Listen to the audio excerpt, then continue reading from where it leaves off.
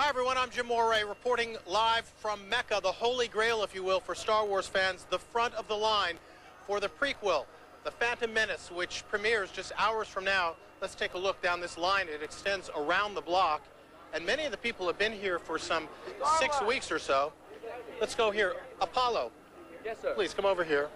This rather official-looking person is actually a fan waiting in line. First of all, you've been here for 6 weeks. Explain this getup that you're wearing. Basically, this is just a walkie-talkie setup so that me and two of the other coordinators for the line can communicate throughout the line, because besides having campers, we invited a lot of people, and so they're lining up by themselves down at the end. So we're just trying to make sure that everybody is, cohesive. And But you're a fan. You waited in line. You bought tickets just like the rest of them. That's all I came out here for. It's just natural instinct to kind of like help out and try to organize it and make sure that it doesn't fall apart. I mean, there's a lot of people here.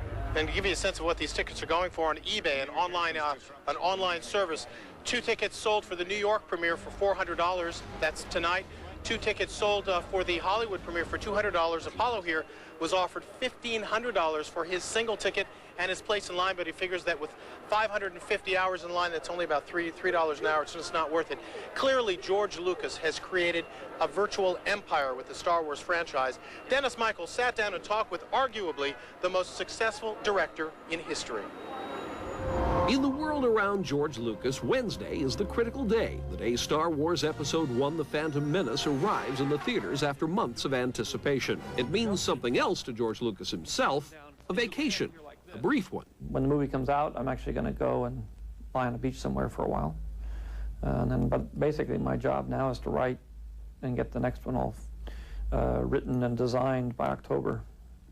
By October? Yeah, because we start shooting in about a year. Indeed, work has already begun at Lucasfilm on what is currently just known as Episode II. Producer Rick McCallum describes his relationship with Lucas in Jedi terms: master and apprentice. It's definitely master and apprentice. Is it really? Yeah, definitely. Yeah, tell me about that.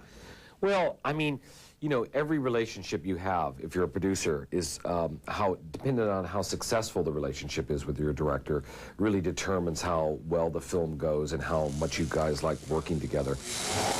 You think you've just gotten a clue of how he thinks, and then suddenly he comes up with stuff that is so imaginative and bold and provocative. And although Lucas hasn't directed a film since 1977, the cast of The Phantom Menace says that force is still with him. He is an amazing director. He gets the utmost performance out of every actor he works with.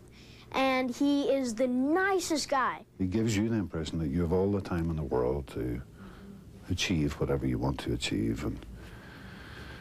And equally, he's very quick to say, look, I've got that scene. I know it. I have it, and I'm going to be able to cut from here to here to here. That subject is undoubtedly what will be on George Lucas's mind on that unnamed beach somewhere in the warmer part of the world, linking episodes 2 and 3 into the existing Star Wars saga, which now has its beginning. It's relentless, but because of this environment that he's created for us, it's such a joy.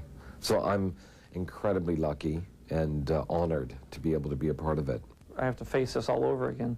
But again, I've got the story, and I know, and I'm just really basically telling the story that's already been set up. So it's, I just have to work out all the details. As audiences are now set to fight the battles of Naboo, George Lucas is preparing the movie event of the year 2002. Dennis Michael, CNN Entertainment News, Hollywood. This is a sad moment for the folks who've been here for 6 weeks. They've been ordered to remove their chairs so that they can queue up a little more tightly in anticipation of the premiere tonight. Andrea is 18 years old, a college student? Actually, high school student, senior, yeah. You've been in line for 6 weeks, so you've been rotating in shifts, right? Yeah, we take shifts. Some people do days, some people do nights. What do your folks think about this? Actually, my mother is very supportive. She comes by, she says hi, she totally understands. I mean, I've been planning this for several years. Does she bring you food? Yeah, I mean, she packs lunches and stuff, and we take them along. Believe it or not, with all of these people, there are actually some folks who don't care. You may find this hard to believe, who don't care about the Star Wars prequel. Gloria Hillard tried to find them. Well, by now you've seen those fans online, and it seems everyone on the planet has tickets to the most anticipated film of the century except you. But wait. According to a USA Today CNN Gallup poll, 25% of adults say they won't be seeing the film. My assignment? Who are they? Say, do you know what's happening May 19th? May 19th. No. What's happening May 19th? Star Wars is... Oh! Star Wars is coming out. Oh, all right. Star Wars? Oh, the Star Wars. Are you planning on seeing it? Absolutely not. No. No? I'm too old for that stuff. Oh, no, you're... No, I want to be in Venice. I want to be in Florence. It's not my cup of tea, and I don't think I will be seeing Star Wars, but I will be going to stand online. Is it science fiction? It's science fiction, right? Pacific Stock Exchange. Those guys look serious. I bet they're not going. Since I didn't have time to go myself, I've had someone waiting in line for us to make sure that we get tickets. Well, I always identified with Princess Leia. Well, it does look a bit like a command center of a space station. Okay, next stop. The racetrack. Now, what are the odds these folks will be seeing Star Wars? Star Wars is opening? Oh, absolutely know that.